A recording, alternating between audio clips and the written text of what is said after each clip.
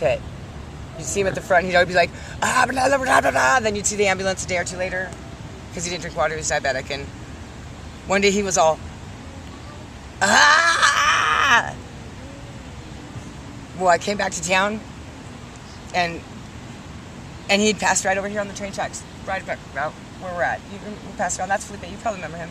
Oh yeah. And I heard eventually his family found him, but he was alone, and he died a horrible death on the river.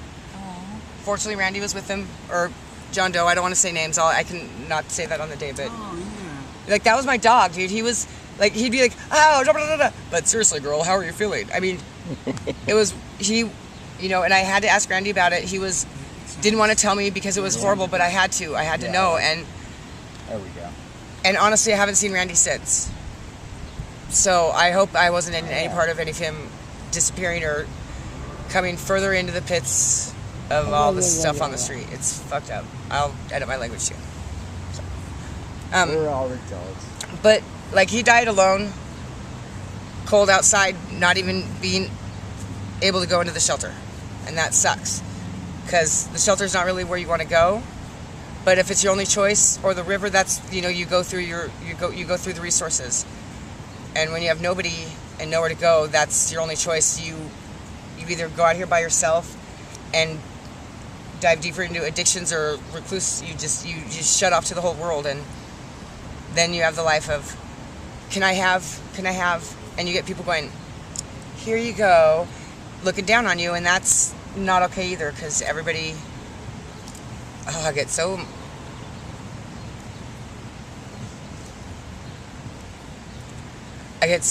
emotional about it because it hits me so hard.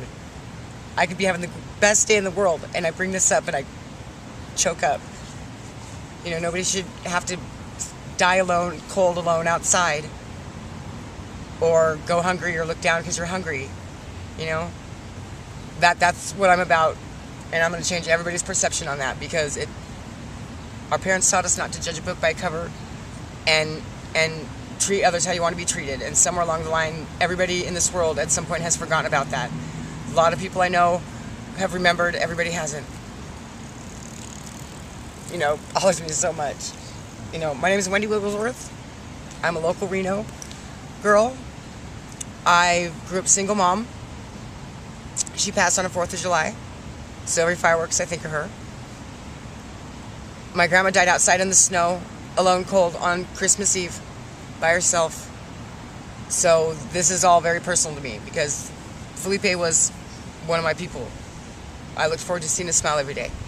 I had my own salon in Northwest Reno. I had lived in the great side of town. I worked my ass up to have a great business that self-made, had my own clientele, got my own salon eventually, and I had some medical issues, and a few bad boyfriends later and a few beat-ups by some guys, domestic violence. I was on the street with nowhere to go, and I tried to go to the shelter. I stayed there 2 weeks, and the women in there who were staying there were okay with the fact of taking my pills and laying down and going to sleep, and that was my life. And that scared me, because I was scared a lot.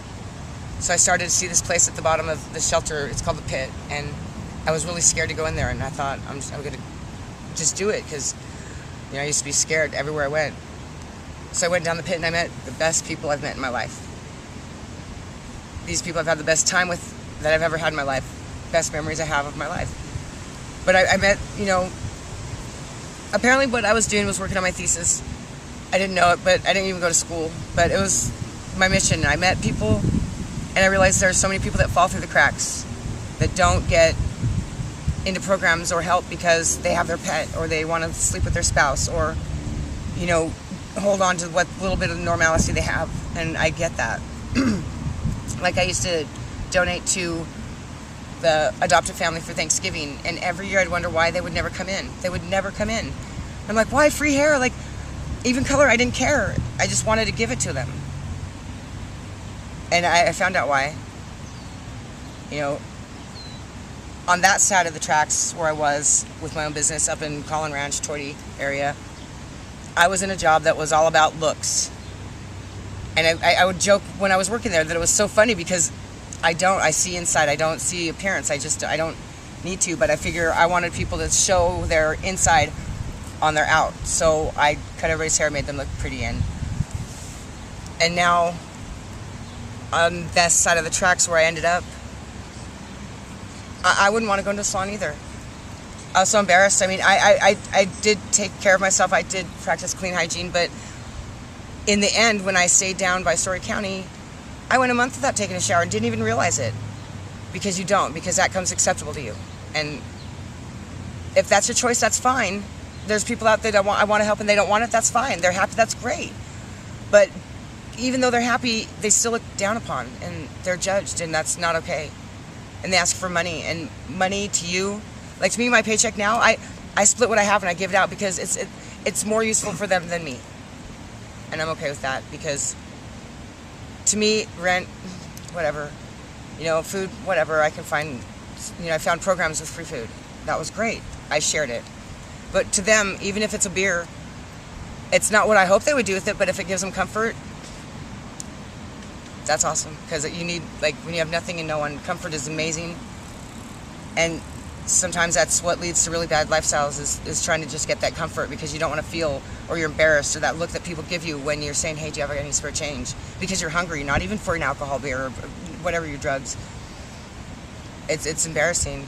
And I didn't care when I was out there, because people would look at me and they would say, look at you, you shouldn't be out here. And I'm like, look at me what? I still get so mad about it. Like, what does my looks have to do with life happening to me living on the streets? What does it have to do with it? Seriously. Like, what, because you think I'm pretty? Like, nothing bad will happen to you, you can just smile your way through it? Works for some people, but not me.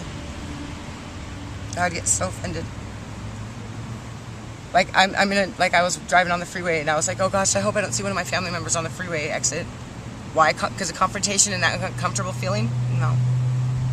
Because all I had was 2 cigarettes. And my family deserves more than that. They've got me where I am, and anything that's mine is theirs, and they're more than welcome to anything I have, and they know it. I'm doing the textbook success case, I've been told, and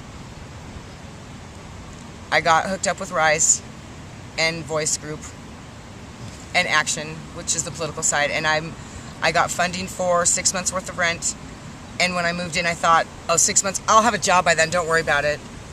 No, because you have to adjust from moving in from outside. It's you don't think about it because you're like, I can do it, but you do. It's like you're outside camping with everybody else by yourself, but they're all right there. And inside, I'm inside by myself with no one. And that's scary. I think you have to fight all the demons by yourself. That's why being alone sucks. So comfort, yes. I started with the writing group, which is The Voice, and I'm doing speaking with Action. They did a story on, or Our Town Reno did a story on Carrie McDowell, Invisible Girl, and I spoke for the first time. I didn't know what I was doing. I still kind of don't, but I'm winging it. And it's made me know what I want to do with a purpose, but I have so many things to do that now I know how to do them. I've learned so much being on the inside. I had someone call me the textbook success story, and I don't think that's right, because I still don't feel like I'm doing enough or telling enough people about what's going on out here, because they come and arrest you because you're sleeping. So, you're going to take me to jail and let me have a nice good night's sleep and some food? Joke's on them, they have no idea. When I went inside, people got inspired and they went inside too, and that's rad. That's all I want, is for someone to have a chance. So just remember that when you're walking by or driving by someone that's living on the streets and they're dirty, why don't you say hi? Just plant a seed of happy. It spreads quicker than your hate does. And it's got a better purpose, because remember what your mom said? Why do you judge people now? It bothers me so much. So, the funding for housing, and we got the thing on Sage Street, that's great. It's not enough. I'm thankful it's not enough. Everybody that I know giving all their money and doing everything they do, it's not enough. We need more. We need housing. We need alternative programs for the people that fall through the cracks, because those are the ones I'm talking for, because they sometimes don't even realize they don't care, but I do. And I give enough fucks to care for all of them, because, we need more people to speak up for them, because sometimes they don't want to because they're embarrassed of what you might think or say, and that sucks. Housing and food. It bothers me so much. So, next time you're driving around, don't judge. And don't be scared of them, because they're more scared of you. I'm done. I can't think of anything else. I'm sad.